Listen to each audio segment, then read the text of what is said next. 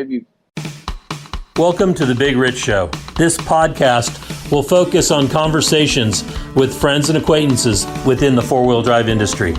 Many of the people that I will be interviewing, you may know the name, you may know some of the history, but let's get in depth with these people and find out what truly makes them a four-wheel drive enthusiast. So now's the time to sit back, grab a cold one, and enjoy our conversation.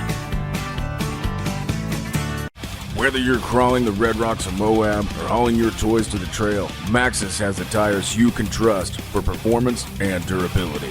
4 wheels or 2, Maxxis tires are the choice of champions because they know that whether for work or play, for fun or competition, Maxxis tires deliver.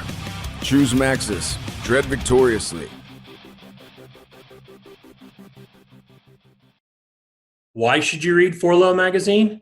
Because 4Low Magazine is about your lifestyle, the four-wheel drive adventure lifestyle that we all enjoy.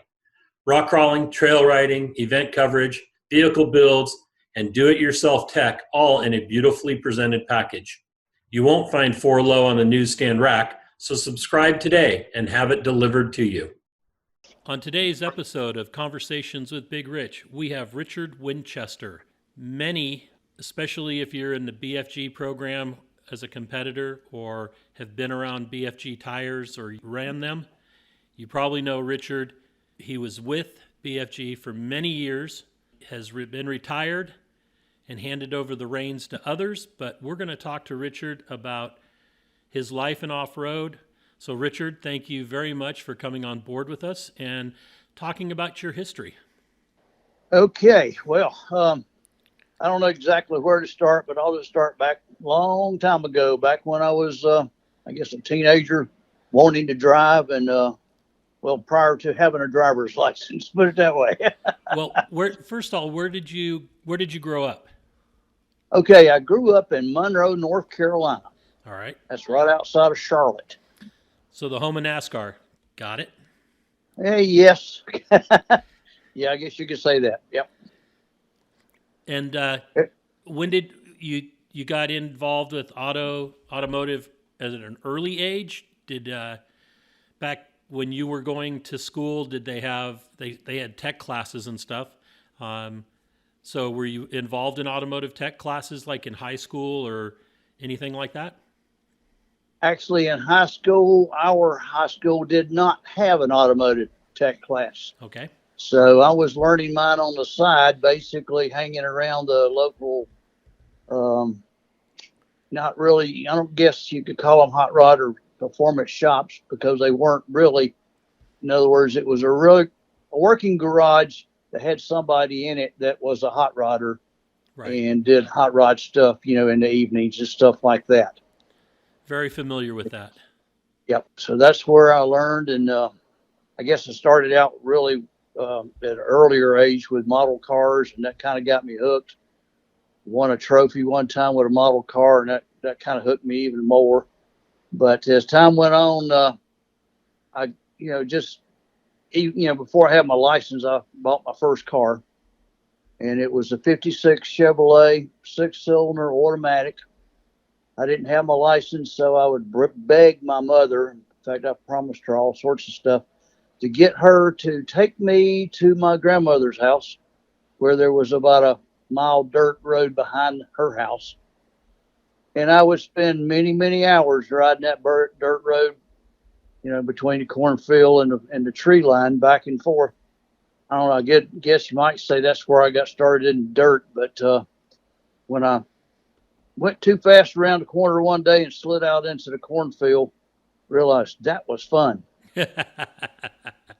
Then my dad had a real serious discussion with me about how much of the cornfield I destroyed. But I don't know, I guess you could say that might be when I started learning about dirt. But later on, in fact, after I had my license, I had another 56 Chevrolet. This time it was a 301 with a Muncie 4-speed, and my first racing efforts was in that car on a dirt drag strip, believe it or not. Wow. Okay. Where the usually the car with the most aggressive mud and snow tires was usually the winner. Had a pretty good time at that, but trying to go to school, try to work part-time and all that. So it was what it was. Right. I guess, around the Southeast, there was definitely some dirt stuff going on. Most of it was dirt tracks, either drag strip or roundy round. And I guess, I was into that stuff, but I guess I was into street racing too, which a lot of us did a little bit of street racing, and won't get into that all that much other than I had a pretty badass SS 396 65 Chevy Impala, and it was pretty badass. And then as a lot of us got that letter from Uncle Sam saying he wanted me to visit him. So spent 3 years in the Army, and my third year there was in Korea. And in Korea, on top of a mountain site with a bunch of guys, and you kind of get bored. So we usually had to go to the bottom of the mountain site at least once to twice a day. So why not start timing ourselves? So I had the fastest time up the hill. Excellent. in a 5-quarter military truck. So even the Army, they couldn't keep me out of the dirt, I guess. But did you end up any cornfields in that? No cornfields there, but we did roll one over. I didn't. Another guy rolled one over. We got it uprighted, and no one at the bottom, no one at base camp ever found out what happened. So that was good. And but anyway, got out of the Army, and of course, well, and my Goodrich story is I was going to school, working, and my dad came home from work one day and sat down at the kitchen table and told me, he said, "Okay, I'm tired of you measuring in party, and it's time to do something." So he gave me a card, and it was a new Goodrich store was going to open up about 20 miles from us. And he said, "Go see this guy, and he'll put you to work until Uncle Sam drafts your ass." And that's pretty much what happened. I went to work for Goodrich for 1 year, got drafted, did my 3 years, came back, went right back to work for the same guy. And for the next 6 or 7 years, I kind of worked the retail Goodrich stores around the Southeast. Along the line there, they came out with a radial TA. Actually, the radial TA came out while I was in Korea, and or in the Army anyway. But came back from Korea, went back to work from Goodrich, and I guess I become the kind of like the performance go-to guy for the Goodrich stores in the Carolinas. Prior to the radial TA, Goodrich basically was just the family tire. They didn't have anything performance. In fact, that first year I worked for them, I kept thinking, God, I wish I worked for a tire company that was into motorsports. Well, by the time I got out of service, I was working for a company that was in motorsports, but it was still small. We used to joke about we have to be careful what we do and what we say, because we might wake up the sleeping giant, which was Goodyear. But we kept moving forward, and again, I sold a lot of tires all over the Southeast. In fact, all over the country, really. But I guess being in the stores there, I was in Winston-Salem, North Carolina, and me and a bunch of guys were members of a van club, and we went out to the local drag strip to see if that was a good spot to have a van meet. And one of the guys in the club had just bought a four-wheel drive Blazer. I think it was a 72 model. And he bought it used, and we said, "Hey, there's a big old field out there. Let's check it out." I guess that was probably my first time in doing something in a four-wheel drive vehicle off-road in the dirt. And we had a ball. Found out that the seats in that thing and the seat belt ain't worth a crap, but that kind of got me more into it. So then I started looking around for the four-wheel drive clubs and stuff in the Carolinas and Virginia, and found some of those guys and started getting in with them and selling them tires and all that. So anyway, while I was in Winston-Salem, North Carolina, doing a lot of that stuff, I got a call from Bob Bauer, and he offered me the job of the being the performance tire specialist, I guess you could call it, for the Southeast. Uh-huh. And I took it even though the zone manager for Goodrich came in and sat down at my desk and told me, he said, this performance stuff is a fad. You may as well forget about it and learn more about heavy-duty truck tires. And I took the job anyway. And maybe this ain't the right way to say it, but I'm going to say it anyway because it's the truth. He's dead, and I'm still in performance. So he was definitely wrong on that. And as time went on, just worked 13 southern states for a few years, actually 3 years. Met this beautiful young lady, and she said she would not marry me as long as I was traveling. So I left my job. I didn't leave Goodrich, but I changed positions so I could settle down in High Point, North Carolina. And during my year in High Point, I think we did 3 or 4 off-road events.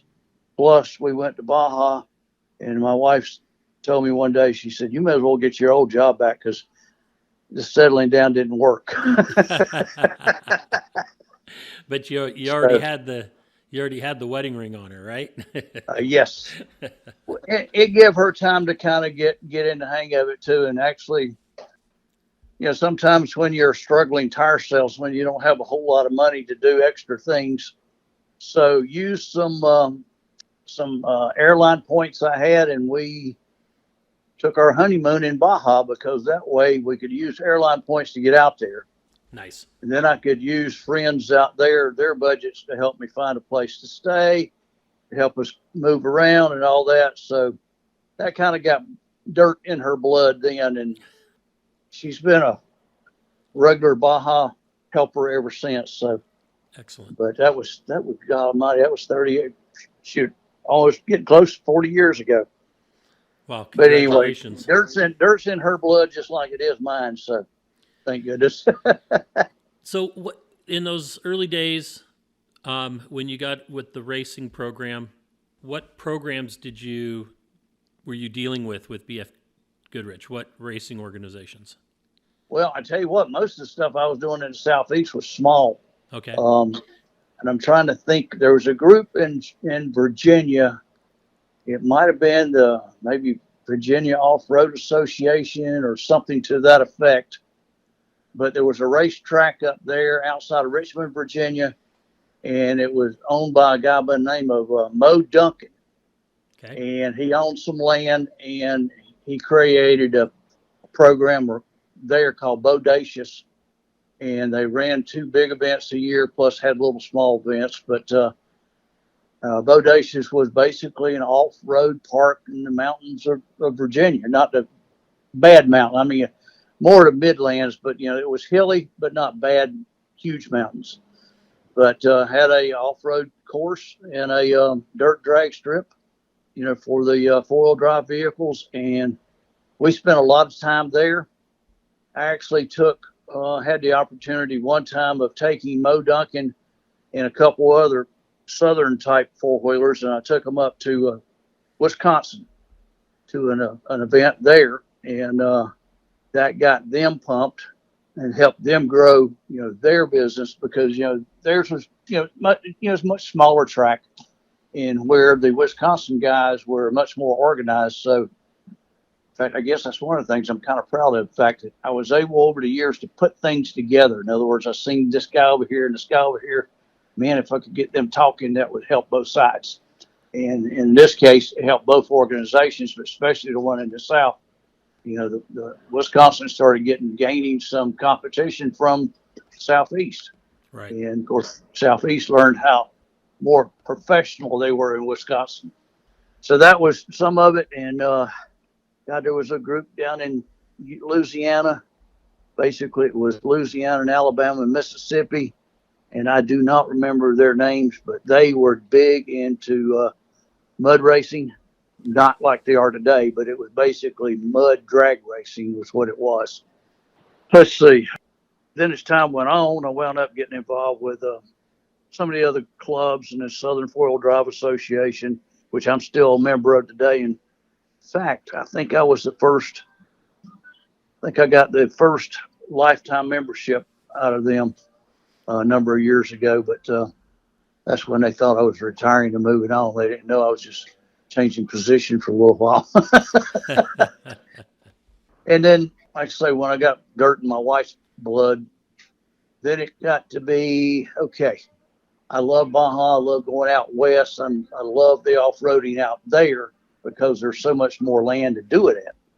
Right. So a lot of times I sit back and think, okay, I need to go. I want to go, but how can I get there? All right. So we'd create programs, which got pretty good at that, and those programs grew. But I would create a program with our local Goodrich dealers so I could, set up a sales contest so their employees could possibly, earn a trip with me out west. Well, that way I was doing business by, giving them incentives to sell more of our products. And then I got to be the host of taking them to Baja or to Crandon or, wherever. Right. And so I started that off, and that worked really well. So I was doing 3 to 4 to 5 trips a year, taking people and showing them other types of racing that was out of their territory. It wasn't all dirt. Some of it had to be pavement, but when I started taking people to Baja, they would get hooked real quick. In fact, I always looked at the Baja guys and said, think to myself, either they're going to love it or hate it.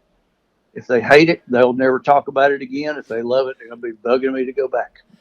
So true. So true. And of course, over the years, at first I really wasn't working a pit. I remember the first pit that I took, took people to, we were right there at the goat trail.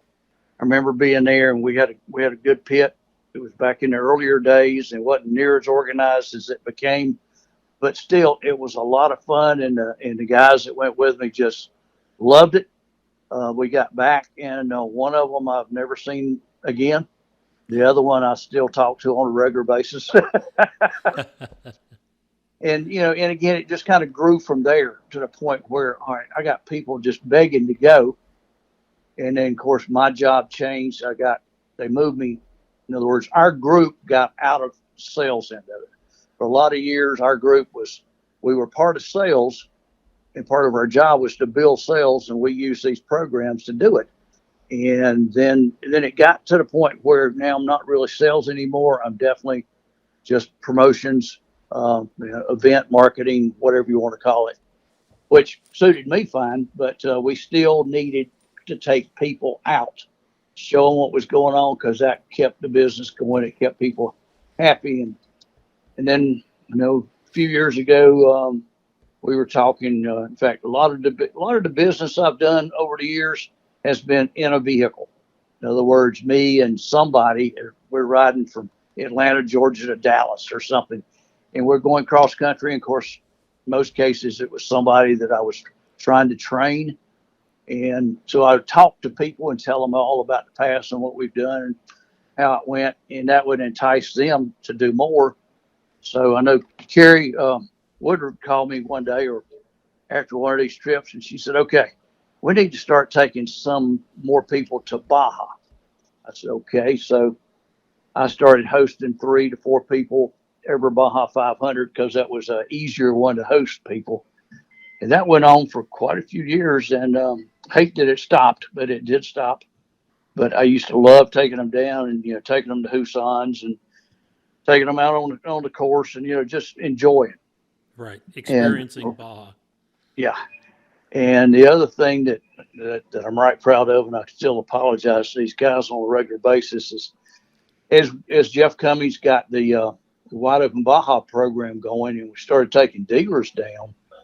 I'm not dealers, but enthusiasts down. I started bringing in some pavement people that were, you wouldn't think that a guy that builds Camaros and Firebirds and C10 pickup trucks would be an off-roader. But 2 of the best wide open guys we have now are from that area, Kyle Tucker and Brian Finch. And they just, they'll drop what they're doing to go to Baja. And So it just kind of goes from there. And like I said, I really enjoyed it. I never figured I never could afford to race myself, but I could afford through my job to be close to it, and just made sure that that was happening. Right. That I was close to it and helping others, get into it. We have definitely had a ball with it, no doubt about it. Can't wait to go back to Baja now that I'm retired and I've had a heart problem and knee replaced. I'm just hoping I can still go back. I'm getting ready anyway. Excellent. Yeah. We've not gone to Baja in a couple of years. Well, The last time we've been down there, we were helping score. My wife helped with registration, and then I was during final tech at the 50th. yeah. And that was quite an experience. And then I helped a team on the first day, then came back. But Baja's always been a special place for me as well. My wife and I, we've been together since 2009, and my first real date with her was a trip to Baja. Took her on the road out to Mike's Sky Ranch, and then over the mountain to El Coyote, and then out to the Pacific Ocean, just to see if she could hang with the off-road. And she did. She did great. She passed. Yeah. So the Baja Pits program, you started working in that. When did that pit program get started? Do you recall what the year that was, where you guys were actually going down and doing pit support on a large effort? Okay, I don't know that I can pin down the exact year, but it would have been somewhere around 82, 83. Okay. But you may or may not have heard how that program started, and Bob Bauer could tell you the best. But basically, Bob Bauer was our boss in Akron, Ohio, and he moved from that position to back out to California to run the off-road program, and for BFG. And when he did that, and again, I don't know exactly how it came about, but he said, okay, we got one truck, how do we do this pit thing? Do we do it like everybody else and try to run along with the top guys? What do we do? And he came up with the idea of, okay, why don't we all come together and work together? So if the Goodrich truck is parked at pit 3, so-and-so else's truck is parked, at 1, and, we have somebody's tractor trailer or some type of rig at every pit, and we work together on this. So, and again, he could give you more details on it, but even though some people didn't like the idea, it worked. Right. And it just grew from that point to the point where, okay, at the beginning of every, prior to every race, there was a BF Goodrich coming together, so to speak, where everybody came together. If you wanted a spare tire at each pit, well, you better bring it to this big pit meeting, because those pits will be here waiting on you. It just grew from there to what it is today, and it continues to grow. And again, I'm out of it, but I try to keep up with it. Right. But my first trip to Baja was as part of the BFG pit program in 2003, I believe it was, the year that they filmed Dust to Glory. Yes. I was with Jack Seipolt's crew out of Nevada. I was the race promoter for Vora at the time, and right. Okay. I needed to learn more about off-road racing because I had been a rock crawling promoter, but the two are vastly different. So we went down with Jack, my son and I, and we worked the pits out of on the road outside of Catavina, but on the road toward Fish Camp, I think is where the pit was at. And okay. It was quite an experience, a great one. Okay. Yeah. Jack's a character too. Yes, he is. Yeah, I've run a mini caravan south with Jack, and like I say, he is a character. That program at that time was Frank D'Angelo that seemed to head all that up. Yeah, I'm trying to think when Bauer got he got it started. Then he came back into our group as one of the performance tire specialists, or whatever they called us at the time, TA performance managers, I think it was. And but then about that time, Frank started taking that over, I think, and has run it right up until recently. And yeah, Frank is, in fact, Frank, I guess, probably been doing that longer than anybody. Everybody knows Frank, and such a great guy. And I think he's kind of getting more into horses nowadays, but that's his thing, is horses. But he can still run, he can manage the whole Baja deal. Yeah. And if you think about it, I'm trying to think, the year 2000, of course, it was the Baja 2000. And the number of people, the number of teams, the amount of food, I don't know what it was. I feel sure somewhere in Frank's notes he's got all that. But it was a major, major deal to run that. Of course, he's got a lot of good people. But if you're running a pit for Frank D'Angelo, you don't make mistakes if you ever will do another one. That's true. But, I'd heard that. Yeah. I mean, 2000, I worked, in fact, I guess that was the first pit that I actually worked as the pit boss. And the ones prior to that, I was just one of the BFG guys there working the pit and not really the pit boss. I guess I've been a pit boss from year 2000 for all of the point-to-point races. Nice. I like the point-to-point races myself. Yeah, I do too. In fact, that's the ones where I've got a big crew that comes out with me from the East Coast. I got guys from Indiana, North Carolina, Tennessee, Georgia, or South Carolina, North Carolina. I got one guy out of Florida, but and they're always always saying, okay, are we going to point? I need to know early because I got to schedule vacation. Besides Frank, who has now stepped down from Jackson Dawson BFG, it appears to be in really good hands under Nate Hunt. From what I can tell, Nate's a pretty solid dude. Yeah, one of the best things about that was the plan. I think Jackson Motorsports had the plan of, okay, Nate, when he first came on with them, I'm not sure if they had that plan that day, but he started turning out to be pretty good.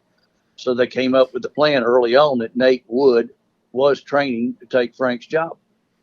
So I'm thinking that training, went on for 5 or 6 years or more. So he was definitely very knowledgeable and very good at it. So the transfer over there went real well.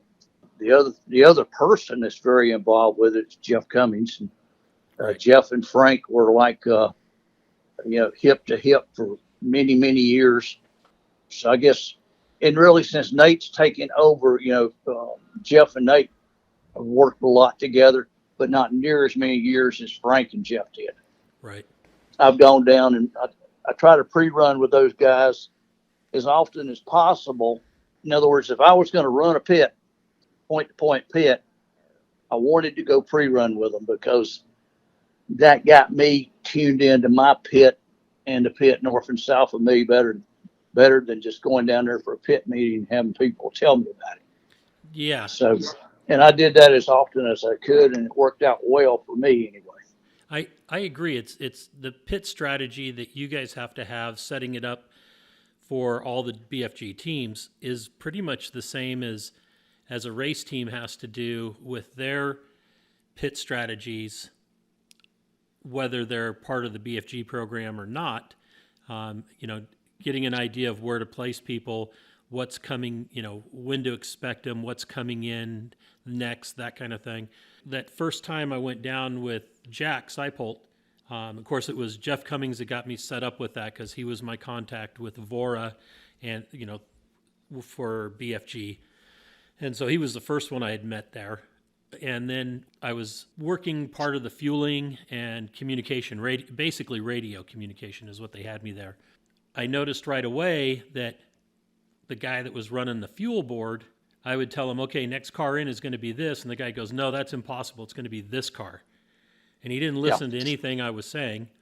And after, I don't know, probably halfway through the trophy trucks coming in, Jack came over and said, "Okay, Rich, I want you to tell the fuel guys exactly what car is coming because you've been dead on, and this other guy I got has been wrong every time." But the difference was I was actually listening onto the radio to all the radio traffic, and this guy was just looking at who left the start line, where. And it's like, there's a lot of space between Catavina and the start. So it was like, hey, we need to revamp what we're doing here, and so after that it ran a lot smoother. But when you got all your fuel cans filled and then expecting, somebody to come in and then all of a sudden it's not that person, and then you've got to dump those cans and refill, man, there's some hot drivers at that point.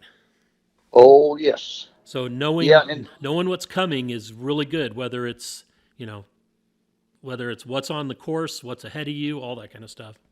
Yeah, and once you figure out who is best at figuring that out, that's the people you want every year. Right. And I know I got to a point where, in fact, there's one guy, John Conrad, JB, out of Indiana. Every time I've worked the pit, he's been with me, every one of them. And he has always been my fab guy.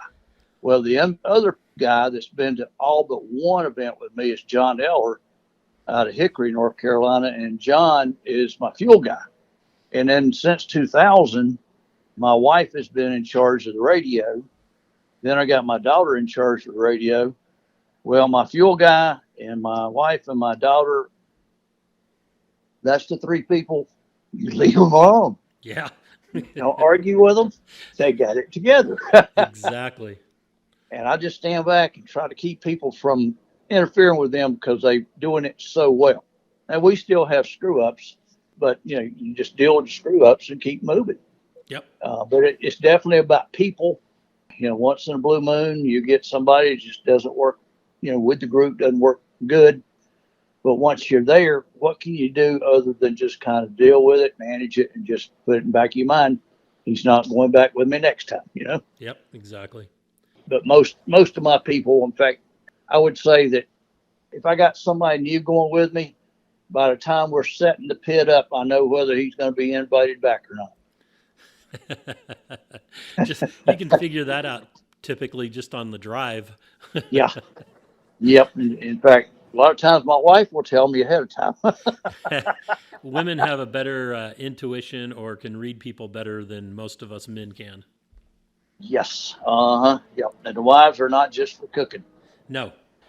One other thing that's over the years I've had to think about a lot was, because I've seen this happen. We're guests in Mexico.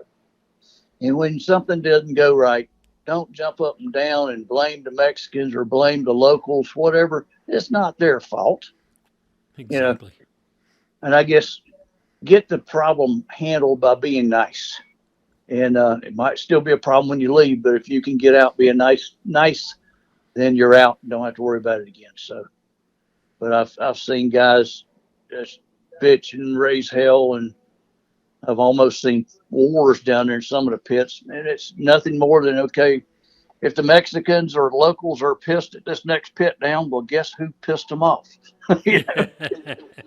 Probably the ones in that pit. But I always try to get together with them and learn. In fact, we've been to San Ignacio so many times. So we got our own locals there.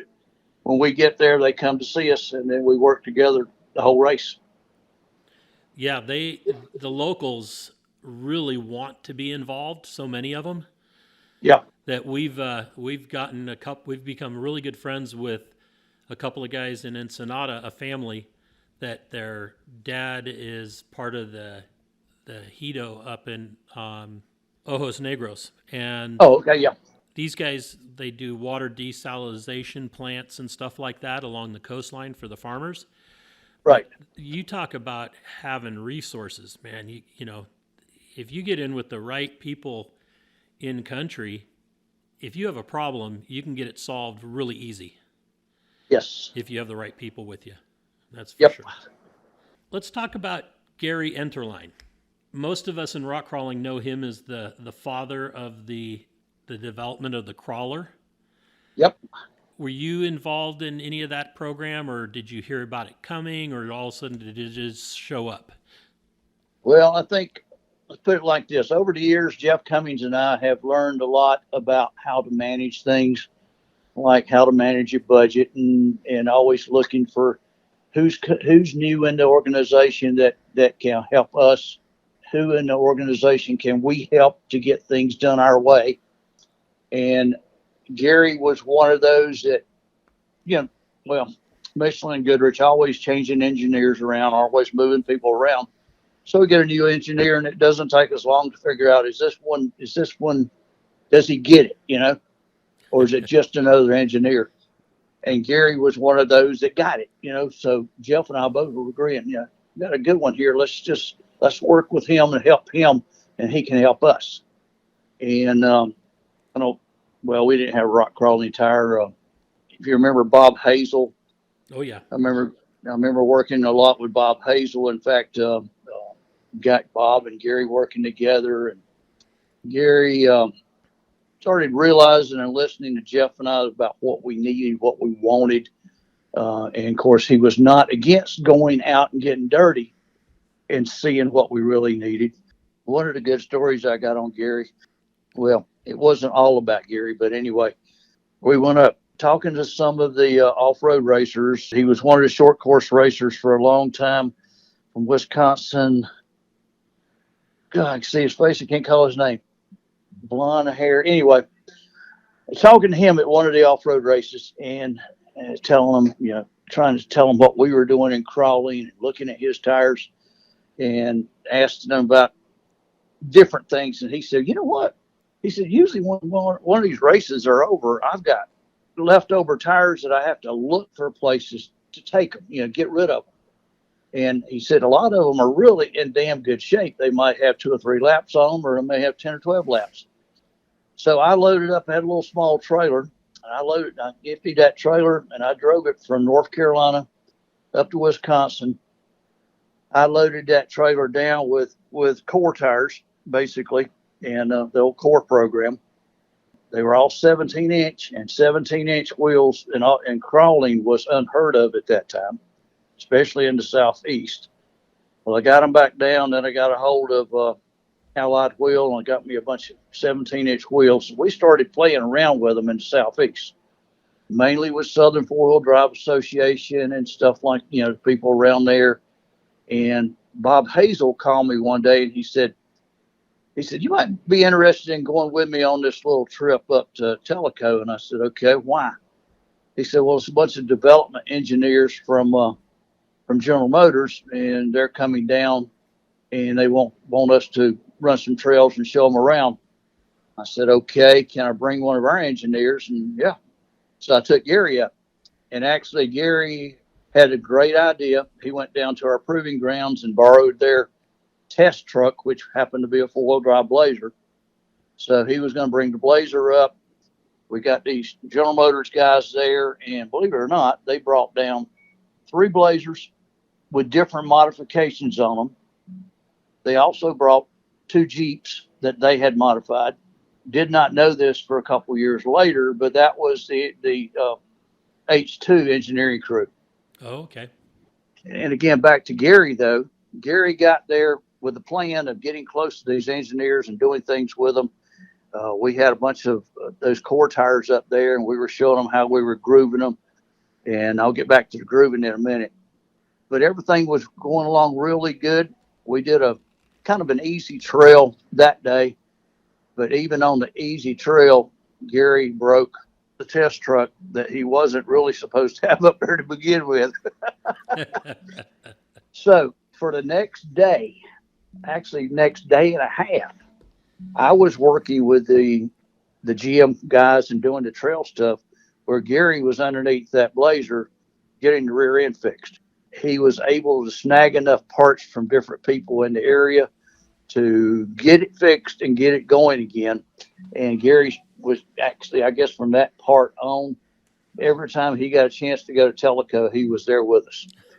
And but that was in the early days. In fact, the thing I wanted Gary to see while we were up there was the grooving that I was doing. And we were taking those core tires and re-grooving them, or adding grooves to them, and checking them out on a couple of different vehicles. And Bob Hazel had his newly built off-road rig. I could not talk Bob into putting our tires on his newly built rig because he thought the boggers were the only thing that could do anything. So found another guy from Indiana that Bob knew, and similar vehicle, and we put those core tires on it, and they went up the hill, one of the hills, and it took Bob 3 tries to get to the top. The BFG guy all the way to the top first time. And that was kind of one of the things that got Gary kind of looking, and Gary is finding out. I mean, Gary was not the race engineer, Right. So he started working with the race engineers then to get more information on rubber compounding and this, that, and the other. And then he went out, and I can't tell you what all he did out west with Jeff, but he started going out there. And before long, we're doing surveys about, okay, if you had a choice of a tire that you had to groove or a tire that was already grooved, which would you rather have? We had more people say they wanted ungrooved so they could groove their own. Then we got to thinking, okay, and what it boiled down to is Gary had enough money that he had borrowed from some other account, because there was no off-road mold budget. But anyway, somehow or another, he was able to get enough money for one mold for a crawler. If we did a one mold with a lot of tread on it, then we can groove it different ways, the way we want it. And that's how it got started. And we have been rocking and rolling and crawling ever since. The rubber compounds, of course, have changed over the years. Went from that one crawler to, of course, a lot of different sizes and stuff. But Gary was the guy that was able to go and find the budgets to do things kind of quietly, and do it quietly, and then it starts making a name for itself, and then it becomes one of the programs. And that's what it took with Goodrich to get some of this stuff going. Because a lot of times, the guys at the top, they didn't understand performance. And so we had to almost trick them into seeing what we were doing, allowing us to do it. Bean counters. Oh, yes. And Lord, the company's full of them. I mean, but, that's just part of business. So you got to deal with it. Right. And we're never going to get rid of them. So how can we work with them and get performance done? And I've seen a lot of engineers come and go, a lot of sales guys come in, go with those that really got it. Most of them are still around doing something, that has to do with performance here or there. Right. My experience with tires, I worked for Sears Automotive for quite a few years as a salesman, and then, as a tech, and then a salesman, and then auto center manager. And I went through a lot of different tire programs, learning about construction and why things were done the way they were, so that I could teach our salesmen to be better tire sellers. And my first time meeting Gary was after working for Sears. I was up at the Vernal, Utah ARCA event, and I was sitting there watching one obstacle, and there was some people in front of me and some people behind me. We were all sitting on this rock watching. And the lady goes, well, how come that car just climbed right up that and these other ones didn't? And so I told her, well, in this situation, it's these tires. She goes, well, what's the difference in the tires? And I was talking about, it was the new BFG crawler, and about the compounds and how they worked and the construction. And they were like, oh, okay, great. These people, and they turned around and walked off to go follow, another obstacle. And I hear the guy behind me go, somebody behind me goes, so how do you know so much about tires? And I turned around, I told him my history, and that was Gary. And it was kind of cool, because he goes, yeah, I developed that tire. And I'm like, really? So we really, at that point we talked a lot and became friends. I wouldn't say we're close friends or anything, but every time I see him, we have great conversations and stuff. So it's just like with Jeff, I feel Jeff's a good friend as well, even though I don't nearly, as a promoter, I don't get to hang out with everybody as much as racers do, or, people that are, in their programs and stuff. So it's a shame, because I really enjoy Jeff, Nate, and Gary a lot. They're all three of those guys are really great guys. Frank has always been just so solid of a person. But he's always, to me, he was always so businesslike, but he'll answer my phone calls and my texts without hesitation. So yeah, that's awesome. Well, I know in the early days when our performance team, that was one of the things that we realized real quick, that those of us that understood it would help it grow. Where I know we've had some guys in our group that lasted a year, some that lasted less than that. Those are the guys that would, if somebody asked them a question, they would first think, is that following line as part of my job or not? Where Jeff and I and the real guys, it doesn't matter whether it's part of our job or not. If it's about the company and about product, let's try to answer it or find the answer for them. Right. And because we don't know it all either. But if we can point them to the right direction, it helps so much in the overall growth of the industry, I guess you could say. Yeah, I've been to, 20 years now putting on events. Been to Easter Jeep Safari since the mid 90s, and a lot of shows, and watched a lot of different tire people talk about their tires. And one of the things that I find is the misinformation that these guys truly believe that what they're saying is right. But from my training, I'm looking at it going, that's not what I was trained by, whether it was Yokohama or Pirelli, because I was based in the Bay Area, San Francisco Bay Area. So I went up to what was then Sears Point a lot. And we would go out to the IMSA races, and a lot of my background was more into sports car and drag racing before I got into off-road. And so the tire manufacturers out there, I'd been to Michelin, I'd been to BFG trainings, Yokohama, Pirelli, all the company, pretty much all the companies would bring us in on these big training sessions. And then listening to some of these guys that are selling off-road tires talk about why their tire is quieter. And I'm like, that's not what makes a tire quieter, and and how, the wear is and all this kind of stuff. And I'm like, man, these guys are just blowing smoke. They have absolutely no idea. And yet they're, they might be higher ups in that company, representatives at these off-road events and part of these big programs. It's pretty crazy. But what I learned from BFG is the people that you had out at the shows with Sears. I sold a lot of TAs in my life. Yeah. And we'd go out to like the Good Guys shows, and we'd sell hundreds of thousands of dollars in tires at a weekend event or a 3-4 day event at a fairgrounds. And then, with like vouchers where the people would buy them, go to their store, pick them up and get them put on. Yep.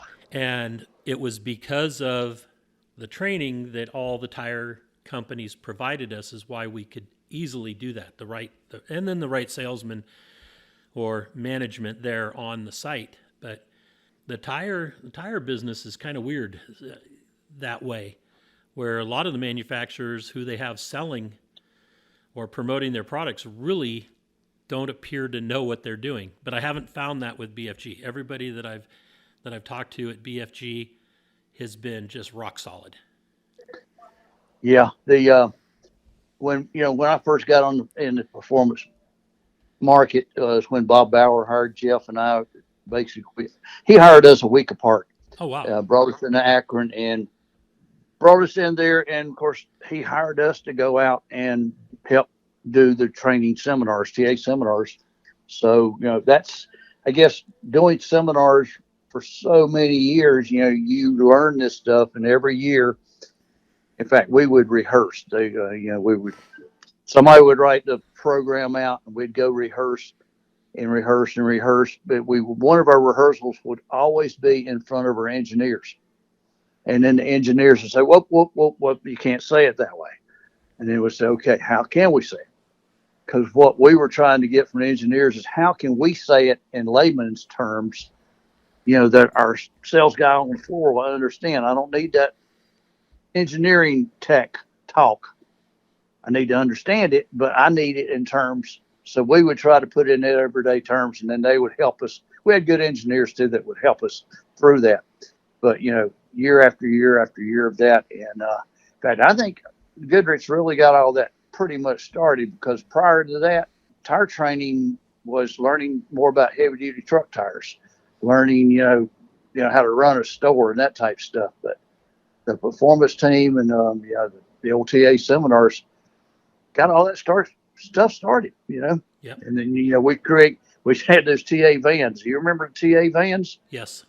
I mean, we started that gig, and then all of a sudden one of our Goodrich people knew a general guy and told him too much, and all of a sudden General had vans. And then Yokohama got vans. And, of course, we finally outgrew the vans, but, that program just continued to roll. And unfortunately, I don't think it's dead, but we down right now. It's just a different management now. Got a couple guys in there that's not doing the training, but doing the events.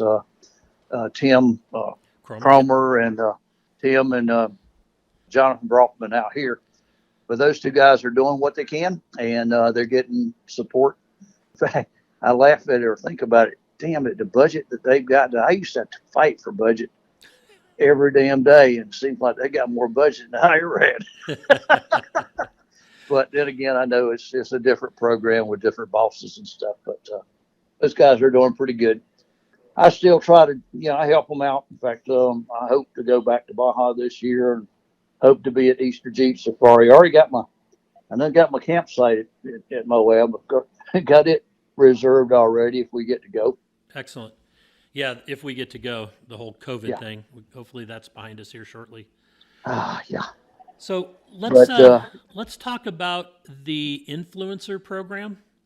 Okay. I know that, and I know a lot of that has to do. You guys do special shows, and not shows. I would say it's outings and educational things for your influencers, and then they go out into the market and they, they can talk about those tires for you at trail rides or events as well. When did all that get started? Layla with a marketing company out on the West Coast. It was their idea. We were having budget cuts, and the market went to crap back in the what was that, 2008, 9? Yeah, somewhere along in there. Yeah. But the market was going to hell. So how can we continue to be involved? What can we do? And she came up with two great ideas. One of them was pushing the influencer program, and the other one was Outstanding Trails program. But the influencer program basically was, us. I mean, I got 2 or 3 guys in my area that really I depend on to help me. I can't do 13 states easily or whatever it was at that time, in 3 states or whatever. So I had my certain guys that I could depend on. So I started working with them. Well, my counterparts around the country, especially Jeff, again, was doing the same thing. And you get to the point where you got this little team. Well, I think at that time there was in fact, let me backstep this a little bit and tell you, when Bob Bauer first put the performance team together, there was 4 of us out in the field, and that was the Southeast. Then it grew 2 people because some of the territories were so big, just massive territories. We grew to 6. Then all of a sudden our sales region started realizing how valuable we were. So every sales region wanted one of us. So it grew from 6 to 15. Well, then things were really rocking and rolling. Somewhere along the line there, Michelin took over, and then they had their influence in it. and it got cut back where there was actually a Michelin group and a Goodrich group. Well, Goodrich group continued to be BFGoodrich Performance type stuff, where Michelin had different ideas, and that's okay. But our group wound up at, I think, back to 6 of us, and we're rocking and rolling all over the country. But again, we wound up with our own little groups of who we can get, make things happen with. Well, it just got to the point where, all right, let's take this influencer, kind of a loosely influencer group, and let's grow it together for the whole country. And that's kind of how it came together. I don't remember exactly who really did that, pulled everybody together. But I remember the first meeting we had with them, we did it in Greenville at headquarters. Budget was not very big. So, some of the guys actually drove down, from wherever they were. We flew a handful of them in. And our intent is, let's take these influencers out in the field. Let's bring them into headquarters. Let our upper management see and meet and understand these people. Because upper management, quite often, they have no clue who's out there in the field, who's the movers and shakers. They just know money people. Right. They don't really know the Kyle Tuckers and the Lance Cliffords of the world. They don't know those guys. So that's when it started. And some years we've had next to no budget to do it with. Some years we've had good budget, but it made an impact. And that's why they're getting more budget now. The last few years, we've had some pretty nice trips for these guys.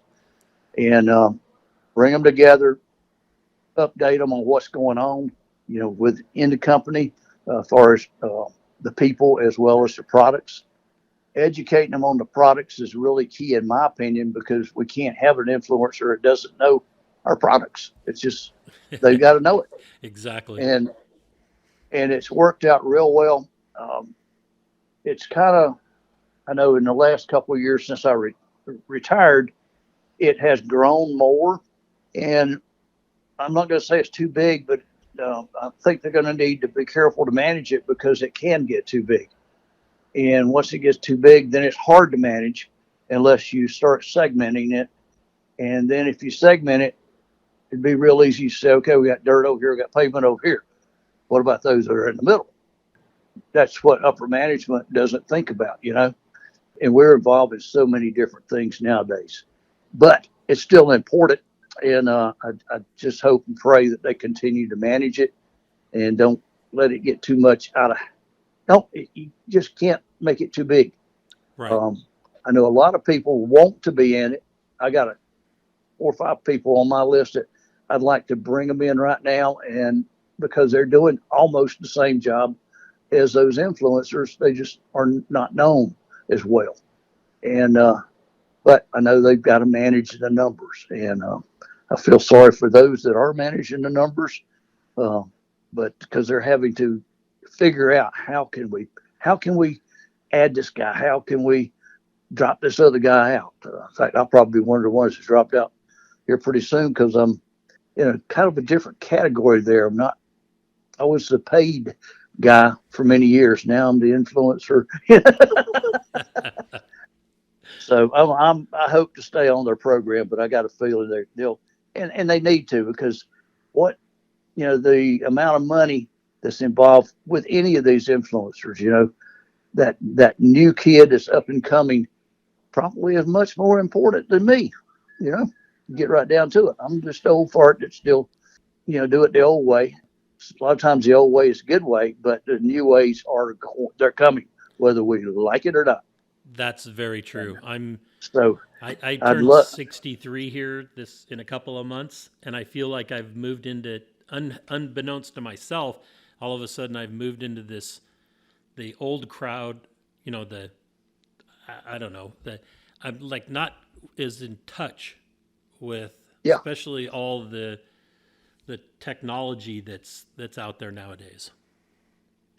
Yeah, in fact, I thought about this many years ago, and this was, I'm going to say at least 20 years ago, when computers and games and stuff were getting going. I thought, okay, So if they've got this game, it's all so technical that the kid can read up, go online, find a game, create his own vehicle, build his own vehicle, go to the racetrack, and do everything. We don't need roads. We don't need cars anymore. Wrong. True. Wrong. But I mean, if you think about it, that's what's going on now today. Yep. I mean, some of these kids in the games, I mean, they are having a ball. Yes. And I have tried to play those games, and I just rather drive my Jeep. I agree. So let's talk about the other program that you mentioned was the Trails program. Oh, yeah. Let's talk a little bit about that. Again, that was a program that was created because we had such a shortage. Because of budget cuts and the market going to hell. But, how can we continue to help some of these clubs out with what they're doing? So it became a pretty much organized program. You get right down to it. Prior to that, I had little budgets that I would help Southern Four-Wheel Drive out with. Certain ones of their events, like Dixie Run, which was a huge event, I had money every year set aside for that event. Well, after those monies in my budget started going away, then, okay, well, let's take what's left of the national, and make a national program out of it. Rather than me having everybody in our group having a little bit, let's put all those little bits together and create a national program. And that's kind of the way it got started. Anytime you start something there, you've got to have guidelines. And in other words, prior to all the guidelines in this official program, we were pretty much winging it. I mean, you had it in your hip pocket. Here's what I think I got budget-wise. Here's a club that I think needs to be helped. But once we got it organized, then we need to get other people involved. Can't play favorites. We got to get others involved, helping us figure out, who really deserves it. And still had our favorites, but sometimes our favorites didn't get it, Right. Or because we had to come up with rules and regulations to manage it. But the program was very, very successful. Quite frankly, I haven't kept up with it. I'm assuming we're still promoting it, but you know what? I just don't know. Understood. Okay. But it was great. I know, I went out to Colorado. Can't remember the name of the club out there, but anyway, went out there to do the presentation every 1 year. And it's so nice to get in with these guys. You kind of sort of know them because you've seen them at Moab, or you've seen them at, one of the other events. And then you go to their trail. It's such a good thing for both sides, both our company as well as the club or the organization getting the award. But it's really been really, really good. Good. Yeah, I agree. It's a great program. This last year, I've been kind of out of touch with that, but I'm hoping that it's still going on, the Trails program. I believe it is. The last thing I wanted to talk about was where I met you, and we've talked a few times, was out at Grandpa's garage during Easter Jeep Safari, because you guys always did your BFG party there at Danny's. We stay there, or have been for a long time, and it was always very nice having these industry parties at Danny's, because then we got to get included, even though we might not be an influencer or be running on that specific brand of tires because of, where our marketing partners were at. So I just wanted to say thank you for the food and the beverage and the company out there at Easter Jeep over the last 10 years, 11, 12 years, I guess. Yeah. It's always been a good time when you guys have your shindig out there. Well, when we first did that out there, we didn't do it at Danny's the first year, or was it the first 2 years? I believe it's the first 2 years. Anyway, the first year we did it, we wound up. In fact, I kept telling everybody, I said, "Look, we cannot compete with Danny. It won't work." And we picked Wednesday night because we had competition with what was it? Anyway. Again, I can't remember all the names, but anyway, we had competition that night, but it wasn't from Danny's. It was just another vendor. But we had it 1 year. I guess it was the second year, which is the year that Danny saved us, because where we were going to, evidently that bar and restaurant had an issue with the locals, and they just kept their mouths shut to the last minute, and they pulled their liquor license about 4 or 5 hours before we were going to have our event. Yes. I mean, food was already on the way at a whole bit, and Danny was down there, and he said, "Look, here's what we can do."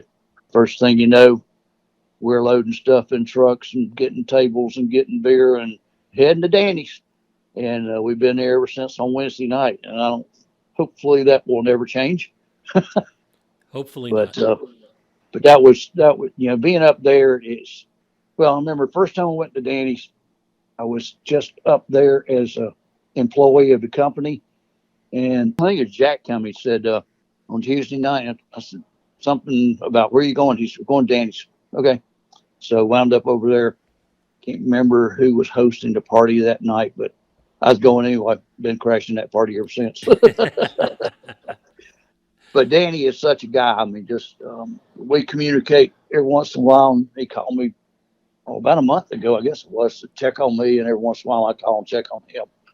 Yeah, I think during this COVID thing, we stayed with them just after they'd opened up Moab. I've got a Ford Raptor, and I parked it there for a couple of months while we were finishing up our event series, and then we came back and grabbed it. My wife and I, Shelley, were the only ones that had stayed at his house since this whole COVID thing hit. Yeah. He's always been like just a real solid individual that, is like a grandpa to so many people. Yeah. Well, he's got such a reputation, and, you always, and although this COVID thing is really bothering us now, early last year, although it was bad and all that, he's still not thinking that. Because and what I'm getting at is my son, buddy of his from Georgia, went to Moab last year. I think it was in April. It might have been May. And when I heard about it, I just shot him a text and I said, "Well, if you're going to Moab, go out and see Danny's grandpa's garage." And I didn't even think about it anymore after that. And then when he got back from the trip, he said, "Well, I went out there and that place is closed up, locked up, solid." And I said, "Oh, shit, I guess it's because of the virus." And then I called Danny to make sure that was all it was. And of course, that's what it was. He was just closed down for the season, I guess, because of the virus. Yep, playing it safe. Yep, playing it safe. But, yep. And again, I can't wait to go back this year. We're going to probably tow Casper, my Jeep's Casper, right. Tow it back out again and hopefully enjoy again. Well, that's awesome. I will see you there. Because if they're allowing us into town, we will be there. Yeah, in fact, I even thought, well, they don't allow us when we go onto the camp. Can we at least stay in the campground? Yeah, exactly. Just to get out of this house. Yeah, I know that feeling. We're every year we pick a different place for our off season to travel to and just kind of hang out. And we're in the Gulf Shores area of Texas right now in Port Aransas outside of Corpus Christi. And so we came down here kind of chasing the 70-degree weather. And for the most part, it's been that. It's been a few cold days and stuff. But the one year we stayed at Danny's for like 86 days during our off season. And we had the back bedroom that he's got in there at his place. And he was a great roommate because he was hardly ever home. And so it was like we had the whole house to ourselves almost. And it was a great place to winter. That it's a lot slower paced when there's nobody in town. Of course, half the restaurants or 3/4 of the restaurants are closed for remodeling is what they say. Deep cleaning, but I think actually they're all off, in the warmer climates getting out of the cold. But Moab's a great place. And one time we looked at buying property there, but it's skyrocketed there. So we're looking elsewhere now. Well, where you're at right now believe it or not, is where we were planning on going last year. And we were planning on leaving here in January and making our way to Texas. Of course, it didn't work. Right. But and then we started thinking, well, maybe we do that this year. Nah, it's still just well, up here. I've got a daughter that's a nurse, and she's married to a cop, and so we put our RV in their backyard so that they could quarantine themselves there if necessary. Right. As it's turned out, the cop quarantined himself 3 times. Wow. Our nurse has not had to yet. So our RV has been used as a quarantine place off and on, but we're still looking and waiting. Can't wait to get out of here. I completely understand. Well, Richard, Okay. I want to say thank you so much for spending some time with us and talking. I'd love it when we get to Moab. We'll have to try to hook back up again this year and maybe do a follow-up live and talk more about other things. Yeah. So. And if you're looking for a place to come winter, the coast of South Carolina is not bad. We almost did that this year, and there's a couple that we winter with we travel with during the holidays every other year, and we've been to like Costa Rica and Hawaii, and we were going to go to Mexico, had a chance to go to Costa Rica again this year, but with all this COVID and being able to be worried about getting back and everything, we were looking at Florida or South Carolina, and we ended up here instead, which was not a bad thing, but we will definitely look at it for the future because we like going different places and hanging out. Yep. Now, you're RVing it? Right now, we're not. We're just driving. Okay. We have an adventure trailer with a rooftop tent on it, and we tow that behind the Raptor, but we're in an Airbnb that we rented. All right. Well, in fact, one thing I just popped in my mind, but John Eller up in Hickory, they've got a program now. They had an adventure summit not long ago up in Uwharrie, and we went up there and helped work registration for that one for them. That's the only event I've done lately. That was back 4 months ago. But John Eller is really tuned into those Airbnbs. Right. Yep. He's got a couple of them, and he can rattle off where they're at, what's good and what's not. It is really a good way to go. Yeah. It really is. Yep. All right, Richard. Well, thank you for coming on and sharing your history with us. And I will let you know when we're going to air this. Again, thank you so very much. All right. Well, anytime you need me, holler, okay? All right. Thank you. Thank you. Okay. Bye. Bye. If you enjoy these podcasts, please give us a rating. Share some feedback with us via Facebook or Instagram, and share our link among your friends who might be like-minded. Well, that brings this episode to an end. Hope you enjoyed it. We'll catch you next week with Conversations with Big Rich. Thank you very much.